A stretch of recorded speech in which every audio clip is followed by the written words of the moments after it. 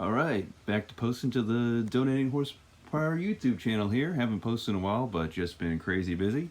So here we are working on the 95 Mustang GT and golf club for the redundancy, just in case the hood slams on me while I was getting the two top bell housing bolts out of the transmission. Yes, on a 95 Mustang GT you can get them from the top down because they're not that far down, and on a 95 Mustang GT, or at least mine, the bolt heads are 5/8, so I put a 5/8 wrench and the closed end on the bolt head, the open end up, and then use the double wrench method, grab another wrench and put that on the open end of the 5/8 so I could have enough leverage and torque to break those top two bell housing bolts loose.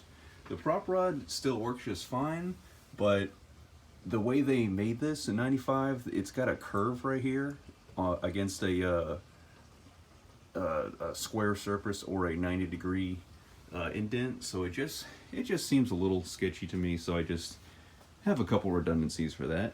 So I guess this is kind of one of my happy places I'm discovering here in the garage, you know, as long as all the bolts come loose and don't break off, and it could be a good time working on your car.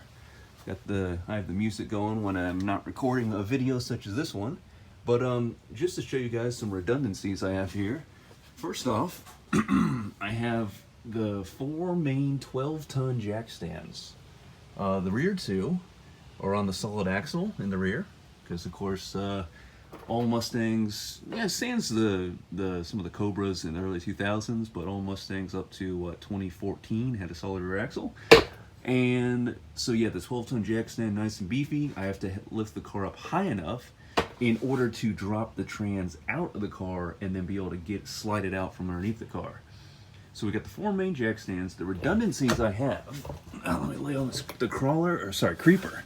This creeper I borrowed is super nice, super convenient. So the redundancy I have is I have a car ramp and I have it just up under the tire. It's not quite touching the bottom of the tire, but it is. I have one on either side of the front tires, just in case the jack stands were to fail or the ratcheting mechanism were to fail, because I have these 3 positions up, and if they were to fail, then the front tires would simply drop onto the car ramps instead of on me, because that would be terrible.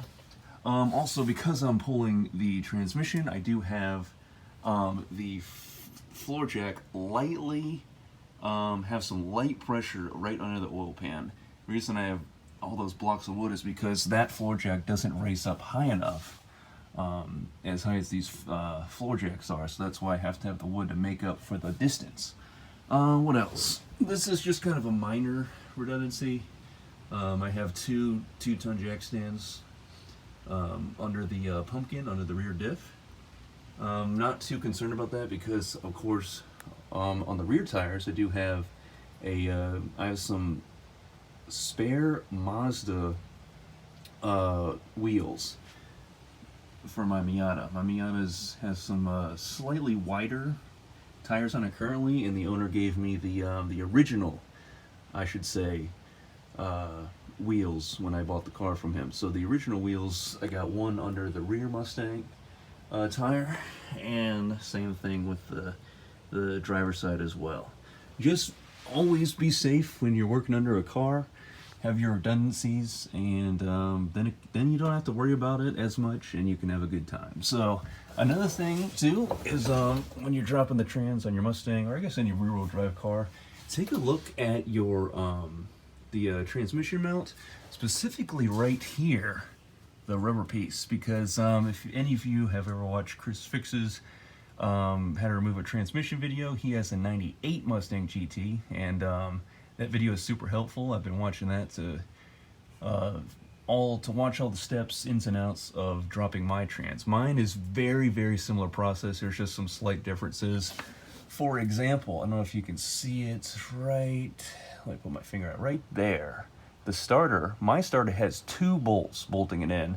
But on the 98 GT specifically, like in Chris Fix's video, he has 3 bolts, and it's much more of a pain in the butt to remove that starter. So thankfully mine only has 2 bolts, so I'm happy about that. But on his trans mount, his rubber was completely shot. He had to buy a new transmission mount. So just if you're pulling a rear-wheel drive transmission, always check your trans mount, make sure the rubber isolator is good, or if it needs to be replaced. Okay. I already drained the fluid. It was actually automatic transmission fluid. It was red, and it looked really, really good, actually. This car is 128,000 miles. I'm not sure of all of the service history, all the maintenance, but of course if you're unsure, you always want to go back with new, fresh fluid. And then I put a Ziploc bag with a rubber band around just to catch any other fluid when I pulled the drive shaft out, but not that much fluid came out, so all the fluid I drained seemed to be good to go. Okay, so yeah, that's the update. I haven't posted a while on this channel, but just to let you guys know, I'm super excited to be working on my 95 Mustang GT. That's been featured on the channel a couple times, and the reason I'm pulling the transmission is because whenever I push in the clutch and go to change gears, just when I push in the clutch, it makes a really bad squealing sound that started to develop within the last 10 miles of me driving. I quickly got it back home and then got it in the garage to start working on it. The garage was actually completely filled with junk, but I was able to clean it out. Thanks, Mom.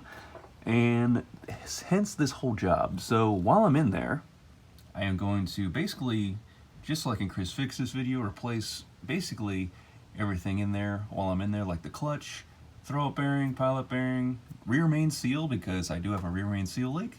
I think I also have a leak from the oil pan gasket, but that is a job for another time. Or maybe I have the time. We'll see. So yeah, basically gonna get all of that replaced and then put the transmission back in and bolt everything back up and hopefully be good to go for however many more miles this thing is going to last me. I bought this car for $1,500, and that was like basically right during the shutdown of COVID, March 2020 / April 2020. And since then, over these 2 years and change, this car has been growing on me. So who would have thought that a 215 horsepower Mustang with a 5-speed manual would be so much fun? But it is. And I'm loving it. So yeah, thanks for watching. I will try to put out some more videos soon. I'm just very, very busy. And yeah, talk to you in the comments. Bye-bye.